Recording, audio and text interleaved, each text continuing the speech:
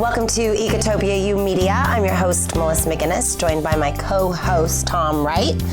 We hope to educate you and activate you if you find necessary to any of the topics that we are discussing. And today we are starting a very special chapter. This is our Michael Besancon chapter. Michael's a dear friend of Tom Wright's and also just a sustainability pioneer and really a Yoda. He's from another planet. He's full of good, positive energy, and we welcome him today. We're so grateful for him joining us. And you're joining us from where? Nevada City? Actually, up in the Sierras, up in the mountains. Okay, very nice, very nice.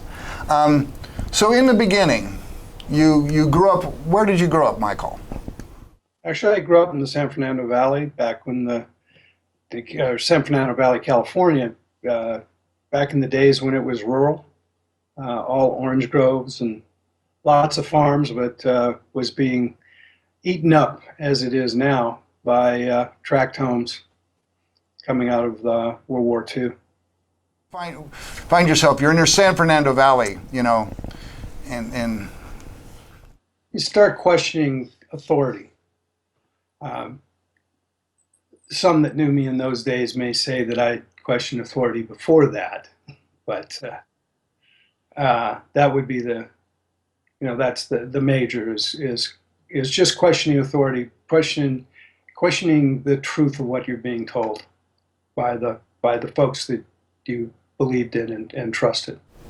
Sounds like you started questioning just different processes, different systems, how things are made, and like you have a say and a choice in things. Well, that progressed along. There's a point where I had a job with a bakery company, and it was just out of pardon. By happenstance, you ended up working with a bakery company, or no, not actually. I had a stepfather and relatives who actually drove truck for bakery companies for route sales.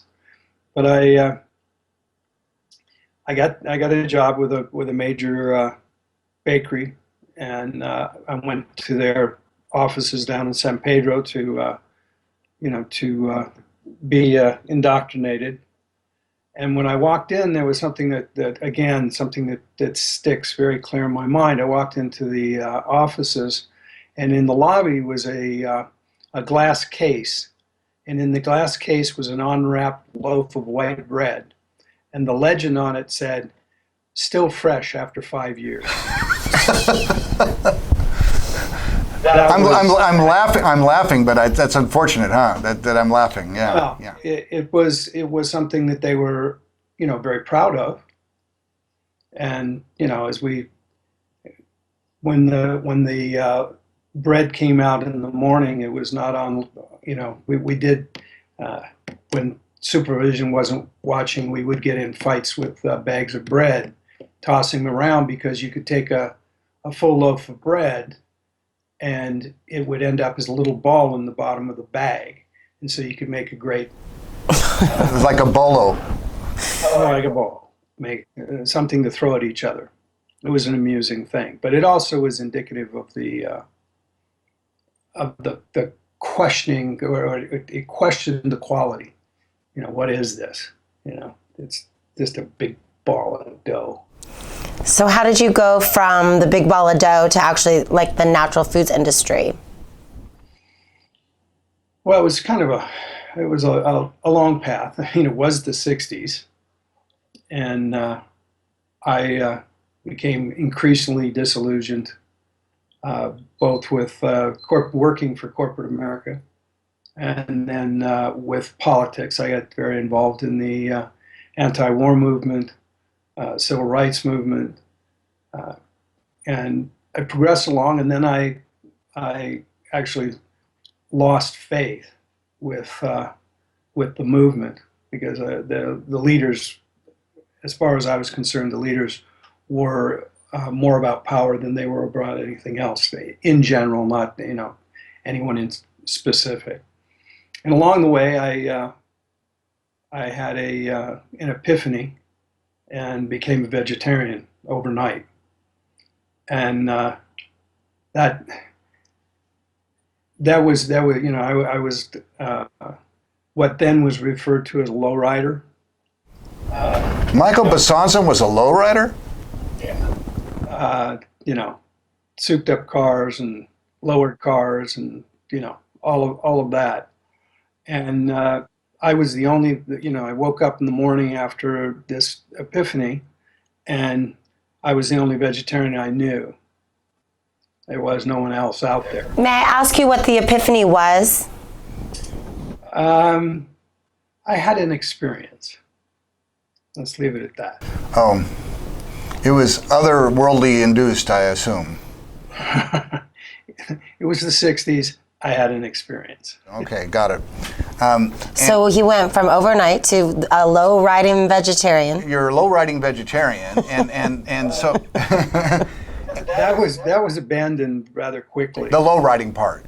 The low-riding part. So in terms of your finding food that you could enjoy and eat, what was that like once you made that decision? Well, there wasn't any. I mean, again, there were a few health food stores. The first experience I had in a health food store was I bought a Hanson's green drink, which was the juice company at the time. Now it's owned by a multinational, but at the time it was privately held, small company, making fresh juices. And the experience was not one that you would necessarily follow on, because it was a green drink. It was all green veggies, and you'd go, "Uh-oh, this is a little hard to get down." But I liked the idea, and I began to study various spiritual paths, Buddhism, so on, Eastern philosophy, and the vegetarian movement was there. And I made a progression through that time, through the 60s, the late 60s, of moving from vegetarian to vegan to fruitarian, all looking for, it wasn't so much about food as it was about natural, to be as natural as possible and live as natural as possible. And that's how I ended up. I was on a hitchhiking expedition with a friend of mine. We hitchhiked from Los Angeles to Mount Shasta, and it was serendipitous. We got our last ride, which was from the top of the Trinity Alps to Shasta. The last ride was with two couples that were running the Arcata Food Co-op. And you got history, I know. And they were going to Mount Shasta for a convention of OM, Organic Merchants, which were the the folks who were running organic co-ops in Northern California, on the side of the mountain. A national food convention outdoors, up on the side of the mountain, literally camping out. Just for some historical reference, the Arcata Food Co-op is the actual building still exists in Arcata. It's now a privately owned marketplace, but the co-op itself is still in existence in Arcata. And why this is kind of interesting historical trivia is the Arcata Food Co-op is the first building in the United States that's over 10,000 square feet that features natural and organic food. It's the first natural food supermarket per se. And that kind of makes it a piece of history in America. So that's a very serendipitous meeting, no doubt about it. Yeah.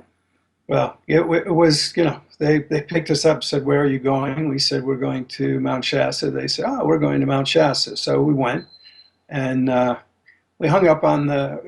My buddy and I hung out on the periphery of the meeting, because we weren't involved in it. And there was the guy that organized, his name was Fred Rowe, and it was very interesting because a group from Loma Linda came up. I mean, the folks in their sports jackets and, Oxfords walked up, or not Oxfords, their street shoes, walked up to talk to the group, and they got booed.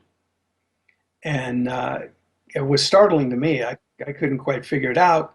And the reason is because um, they were selling meat analogs, and the folks were natural food operators, and they were opposed to the fact that this was an analog and not natural. If you're a vegetarian, then you shouldn't eat this. For the viewers, explain what a meat analog, what that implies. Explain. You know a lot about this, so please explain it. It's imitation meat, essentially. In another way of putting it, it's just the imitation meat made out of, in this case, always plant products, as they are today. But it was something that if you were going to be, some folks believed if you were going to be a pure vegetarian, then you wouldn't eat anything that resembled meat. Why would you do that? So it was a philosophical thing. So a plant-based burger was verboten back then. I mean, or at least the image of a. Well, no, I don't think that a plant-based, but when you represented it as a hamburger, that's a different thing. You can make a sandwich, but you make a hamburger. But that's the issue. Was that Fred went on a long.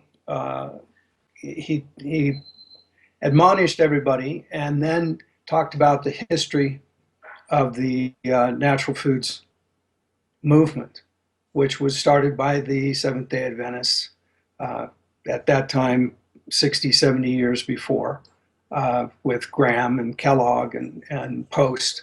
Well, all of those products that have those names today were all originally products that were used in health sanitariums and were health foods. And that was my introduction to the concept of the natural food movement, and some discussion of organic, but primarily the natural food movement.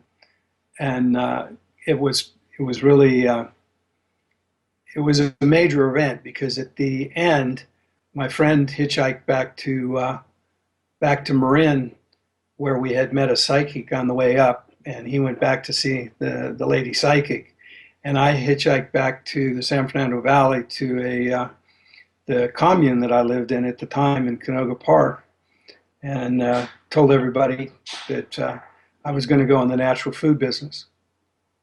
And then 2 weeks later, a guy that was a hanger, hung around the commune, hung around the house.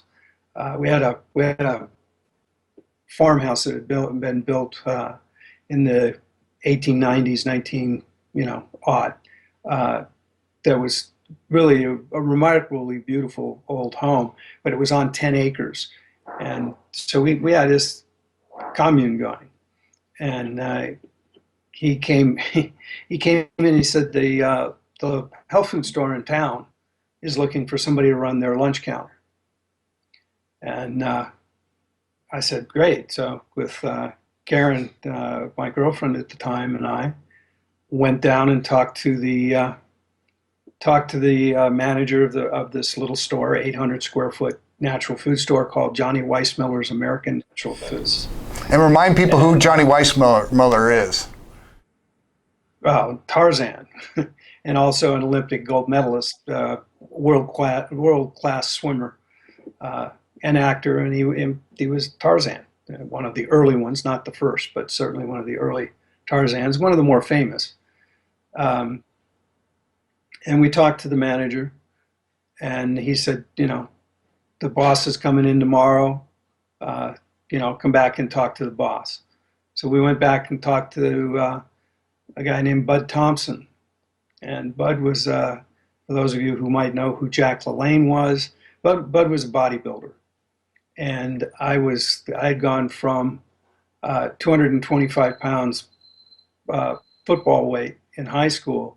I was down to about 120. And, the beard and the long hair and all of that. And Bud was very straight, bodybuilder, health enthusiast and everything. And it was, you wouldn't have thought that we would have been able to reach any kind of agreement or a friendship or anything. He hated drugs. He didn't like hippies, whatever. And so we had a conversation, and at the end of the conversation, he looked at us and said, "When would you like to start?" And I said, "Well, what's the deal?" And he says, "You can it be 10% of your gross as your rent a week, and you can take everything out of the store that you need to, make the shakes and salads and all of that. You can take that all out of the store, and then settle up at cost at the end of each week." And I said, when can we start? And he says, "Well, you can start Monday." This was like a Friday. And okay, well, so we'll start Monday.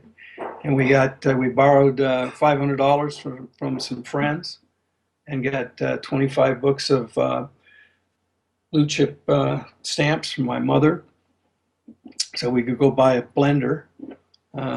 And we opened this lunch counter, and it was a vegetarian lunch counter in a relatively rural old farm town. Lots of the folks were there from the Midwest. People talk about location, location, location. Well, this was no location, no location, no location. It was, you wouldn't open a business there. Most of the natural food industry, the stores opened in college towns or mountain towns somewhere, that there was an affinity for what they were doing. And that certainly wasn't the case in Canoga Park at the time. So we opened it on Monday, and the first week we did $25. The few weeks later we did $250 and had a party. And along the way we were acquiring, customers were coming in, and they were regulars, and a couple of them, three of them actually, one old friend of mine and then two customers, ultimately became the partners who bought Johnny Weissmuller American Natural Foods out of bankruptcy a year later for $14,500. So we bought a business for $14,500. That included the equipment and the lease and everything, or that was everything. Amazing. And what'd you call that business? What'd you call the new? It was a little while before we got the name, but the name Bob Goldberg, who was one of the customers, who is now still an owner with Paul Lewin, who was also a partner, and Spencer Winbill was the other partner. There were the four of us. Bob came up with the idea. I think it was the Sons of Champlin song, "Follow Your Heart." And so the name of the store was Follow Your Heart. And that store still exists. It was amazingly successful in bridging a generational gap. It kind of leaped over the middle between us at our age as boomers. This was 1970. And it jumped over sort of the middle part of that generation or the next generation, World War II generation, and went beyond to our grandparents' generation. Because a lot of those, particularly the ladies that were from Oklahoma, Nebraska, Kansas, and so on, they knew about herbs. And we sold herbs. We sold some old brands, Select, Alvita. These were the the top brands of herbal teas in the day, or just herbs essentially to use. And so they became customers. And we had all the young hippies were customers. And then I had this illusion that it was all about the food, because suddenly the business was building dramatically. And we were getting a lot of what we referred to at the time as suits, a lot of business folks, guys from the aerospace industry and everything. And they were starting to dominate the lunch crowd in particular. And I couldn't, it took years before it dawned on me what that was about initially. And it really was because we had hired some very attractive young ladies to work behind the counter. I understand this concept. That's hilarious. who were prone to wear gauze tops and no bras. Oh, This was the 70s. this was the 70s, yes. Yeah, it was, you know, and I'm sitting there going, oh, isn't this cool? All these, we're making inroads with all these suits because they love the food and vegetarian food. Not so much, but it worked. It worked out. It's really a remarkable story. We had a customer. His name was Manny Mateus. He was a banker at I think it was Independence Bank in Canoga Park, and he was a regular customer. And you know, there was just this. We built this crowd of customers of all ages and all demographics, politics, and all of that. It was all around the food. It was all around good food. And Manny said to us, if you find a location, then I'll get you the money. I'll get you an SBA loan.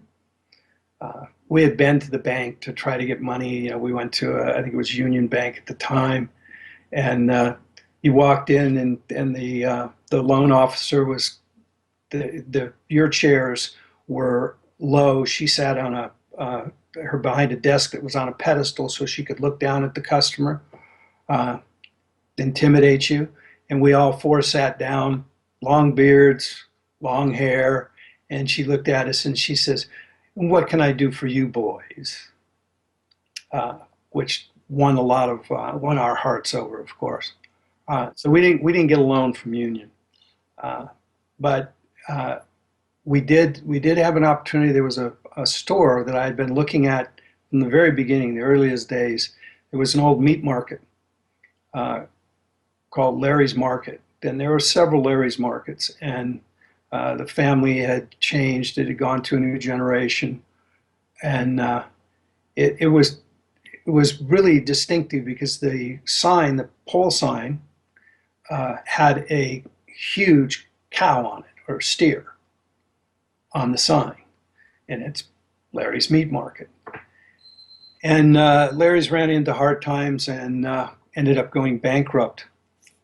And I had called the owner of the property, who was they were farmers, Armenian farmers who had farmed tomatoes and other crops in Canoga Park on that land before they developed it, who had moved up to Fresno. And I called him up, got his number, and called him up and said, I think that Larry's going to go out of business, and I really want it when it does. And he said, okay, you know, I don't think that's going to happen, but sure, give me a call. So they went out of business, padlocked the doors. The health department posted notices on the doors. I called up the gentleman and said, the doors are padlocked. The health department's got notices on it, and when you look in, you can see rats running around. And he's, oh, you know, here's the number. Call my lawyer in Beverly Hills, and go down and see him, and you can have the lease. So we wrote a lease with an option to buy, which was really fortuitous, and we were able to buy everything from everything in the store from the bankruptcy trustee. We were able to buy for $1,000. We walked the store. I went down myself and walked the store with the bankruptcy trustee, and I said, we looked around and everything, and he said, well, you know, this is a fully outfitted grocery store, 6,000 square feet, and he says, what will you give me for it? I said, I'll give you $1,000. And he said, that's an insult. You know, that these registers alone are worth $1,000 and all, you know, whatever. I said, listen, you know, walk back here with me. And I walked him back to the freezer. And this was a meat market. It had meat in the freezer. The electricity has been off for 3 months. I opened up the freezer and I said, this belongs to you. You need to get out of here now. He says, I'll take your $1,000. You clean it up. So we did. And the impetus for moving was that in 1975 we did from $25 the first week in 1975 we did $750,000 out of that store, out of the 800 square foot store, and we went from there. And that the store just celebrated, Follow Your Heart just celebrated its 45th anniversary last week. Did you do some type of ceremony to clean out all the animal energy before you guys moved in? No, at the time that wasn't, nowadays I would have done something. That's just such a fascinating story, and obviously this was the path you were supposed to have on this planet, and we thank you for that. I love the concept that you're calling the natural products kind of industry or food related industry a movement, because I believe that's truly what it was, and it really did bridge different identities. From the bodybuilders were doing it from a health conscious perspective. You guys were doing it really from a spiritual, it's the right thing to do perspective, and you created this bridge and brought in the suits. So really, it's how I kind of see the natural foods industry today is bridging those gaps. So there's different segments, and thank you for sharing that story with us. Sure. So do you want to talk about this being a chapter, the success of Follow Your Heart? This is a chapter. So this was fun. I feel like we watched a movie. We went on that hitchhiking journey with you, and that was a lot of fun. I had no idea, and what I think is so interesting in the success of several brands within the natural products industry is really when you come from a place of authenticity, and that's where you came from. You weren't in it to make money, you weren't in it to do anything other than be your authentic self, and I'm sure that that's going to inspire a lot of our viewers. I'm definitely inspired just hearing that story of how it all started. It was never about the money. It was I mean, other than having enough to live. It was always about making a difference, making a contribution that was nonviolent, that was hopefully contributing to the betterment of the planet and people and animals, than making the money. The money was an afterthought, and it came. And obviously, you don't have a business survive for 45 years if it didn't make some money, and typically you have to make enough to make it grow and stay. So yeah, Follow Your Heart, of course, has become more than just a location. It's become a branded product line. It's a product line, and its lead product champion is called Vegenaise. The other day, a week ago, I was in there with a number of my family kids, and there were people working in the store who were from they'd been there for 20, 30 years, back to the time when I was there.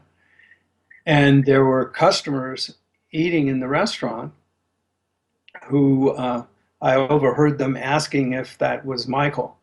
And they were from the early 70s. And they were still eating in the restaurant after all that time. And it's kind of fun because they have a picture both on their menu and a picture on the wall of the four of us from 1975. So the bad news is they have a picture of me from 1975, which makes it hard to look at.